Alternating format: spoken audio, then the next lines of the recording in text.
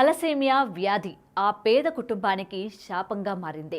రెక్కాడితే గాని డొక్కాడని ఆ కుటుంబం కుమార్తెకు తలసేమియా వ్యాధి సోకడంతో ఇప్పటికే ఇల్లు తాకట్టు పెట్టి అందిన కాడికి అప్పులు చేసి 10 లక్షలు ఖర్చు పెట్టింది. అయినా వ్యాధి నయం కాలేదు. ఆపరేషన్కు 30 లక్షలు కావాలని వైద్యులు చెబుతుండడంతో అంత డబ్బు పెట్టలేక అల్లారు ముద్దుగా పెంచుకున్న కుమార్తెను చంపుకోలేక పడరాని పాటలు పడుతున్నారు.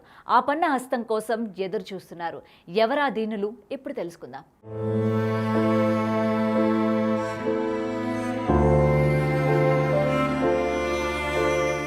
ప్రకాశం జిల్లా పుల్లల చెరువు మండలంలోని ఎండ్రపల్లి గ్రామానికి చెందిన రమాదేవి యోగయ్యలకు మొదటి సంతానం రమ్య.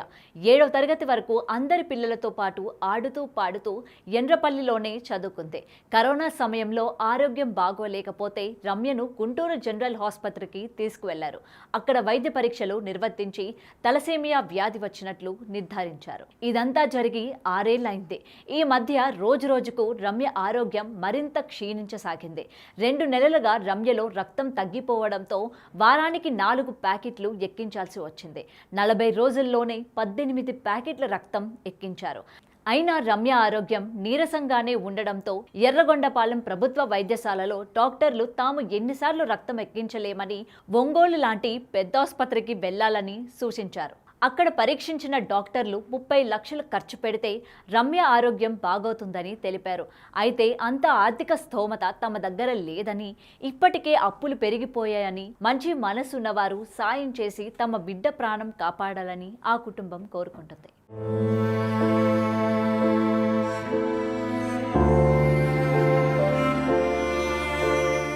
మా అమ్మాయిని గుంటూరు తీసుకుపోయినాము. గుంటూరులో నెలంచినాము. అక్కడ నయంగా అతి చెన్నై రాసిచ్చారు. చెన్నై కారు పెట్టుకొని తీసుకుపోయినాం. ఆడ 5 రోజులు ఉంచుకొని మళ్ళీ ఎనికి పంపించారు. మళ్ళీ నెల కింద మళ్ళీ ఓపి ఆఫీస్ తిరిగిపోనాం. ఆడబట్టుకాల మంగళగిరి తీసుకుపోనాం. ఆడబట్టుకాల ఒక్క నైటే 5 ఊర్లు తిరిగినాం. ఈ సంవత్సరం కాదు, 5 సంవత్సరాల కింద తిరిగింది. ఈనాడ మటుకు 2 చెన్నై ఓపీకి తీసుకుపోతే పట్టుకాల. మళ్ళీ అర్ధరాత్రి ఇక్కడ కారు పెట్టుకొని మళ్ళీ గుంటూరు వచ్చినాం. వచ్చి మళ్ళీ అన్న దిగిన కారని చెప్పి, అయ్యా మన డబ్బులు లేవు, ఏ డబ్బులు అయ్యా అబ్జెంట్ ఆసుపత్రిలో దించమంటే దించిండు. అటు దించిండు. ఎమ్మటే పట్టుకురు గవారుడు సూదులు వేసిరు, బాటలు పెట్టిరు, అక్కడికి చేర్చిరు బెడ్ కాడికి. పిల్లగాడు అక్కడే కొడుకు 10 లక్షలు పెట్టి అన్నమే తిట్టాలి. తల్లిదండ్రి మీద సంపాదించుకునే కొత్త వాళ్ళకే పెట్టాం.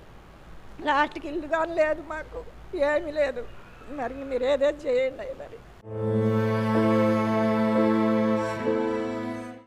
ఇక ప్రభుత్వ పెన్షన్ కోసం దరఖాస్తు చేసుకుందామని గుంటూరులో ప్రభుత్వ ఆసుపత్రిలో మెడికల్ సర్టిఫికేట్ అడిగితే 10,000 లంచం అడిగారు. దాంతో ఆ సమయంలో వారి దగ్గర డబ్బులు లేక ఇవ్వలేకపోయారు. రమ్య తలసేమియా వ్యాధిగ్రస్తురాలైనప్పటికీ పింఛన్ కూడా రావడం లేదు. ప్రభుత్వం, స్వచ్ఛంద సంస్థలు ముందుకు వచ్చి తమ కుమార్తె ప్రాణాలు కాపాడేందుకు వైద్య చికిత్సలు చేయించాలని ప్రార్థిస్తున్నారు. దాతలు కనికరించి ఫోన్పే నంబర్ 9398996385కు ఆర్థిక సాయం చేయాలని కోరుతున్నారు.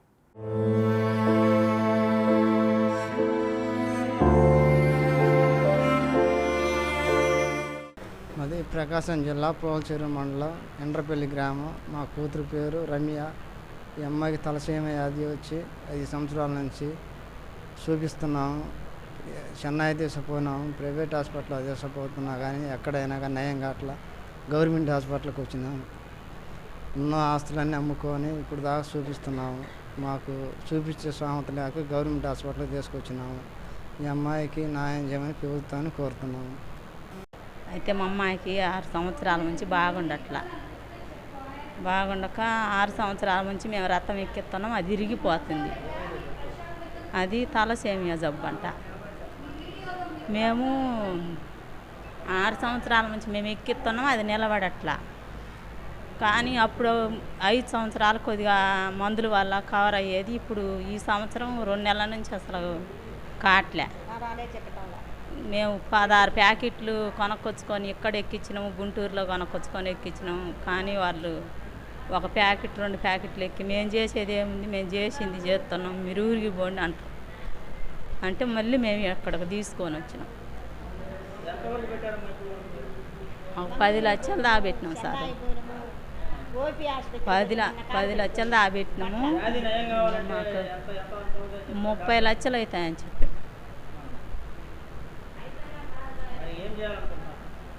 ఇంక మేమేం చేసాము, మా దగ్గర అయితే ఏం లేదు ఏం చేయటానికి.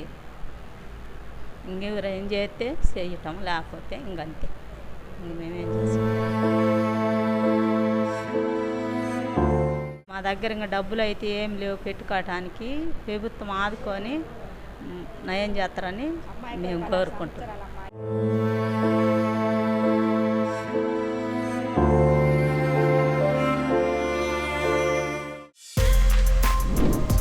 For more videos like this, subscribe Big TV channel.